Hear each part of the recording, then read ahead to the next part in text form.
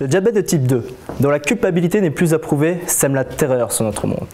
En 2015, 400 millions de personnes étaient atteintes par cette maladie. 5 millions ont été tués par cette maladie et ses complices.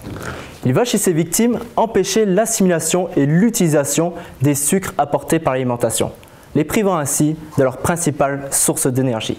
L'objectif de mon enquête est d'identifier des peptides antidiabétiques, mais pas n'importe quel peptide. En effet, ces morceaux de protéines sont présents dans des déchets générés par des procédés de transformation du saumon en filet. Cependant, ils se retrouvent noyés dans un mélange complexe composé d'une centaine d'autres peptides. Afin donc de les isoler, nous avons eu l'idée de les prendre en filature, à l'aide d'un procédé ultra sélectif qui est l'électrodialyse avec membrane d'ultrafiltration. Un nom bien compliqué pour un procédé qui n'en est pas moins. Afin de simplifier la chose, imaginez une boîte de nuit avec à l'entrée un super balèze qui va pouvoir sélectionner qui peut ou ne peut pas passer.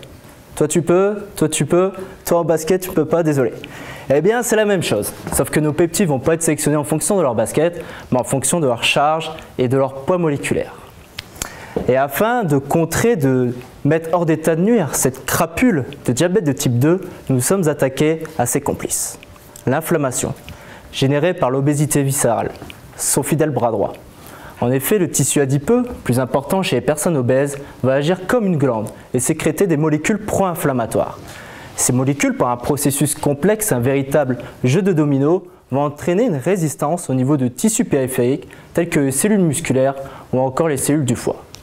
En réponse à ces tissus devenus insensibles au charme de la belle insuline, des cellules spécialisées dans sa sécrétion, situées au niveau du pancréas, vont travailler fort afin de rétablir ce lien charnel.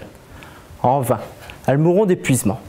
C'est tout un plan machiavélique, orchestré d'une main de maître par ce diable de diabète.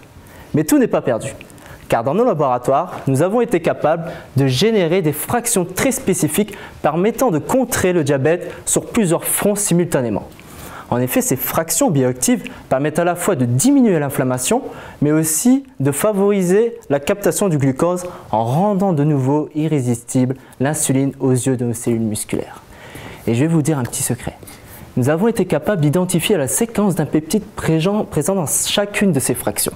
Mais je ne peux pas vous en dire plus pour le moment, car cela pourrait compromettre le reste de notre enquête. Et en attendant de voir notre super saumon venir compléter l'arsenal défensif afin de lutter contre ce diabète de type 2, je vous conseille deux choses. Restez actifs et ayez une alimentation saine et équilibrée afin d'enrayer le dessein criminel de ce diable de diabète de type 2. Merci.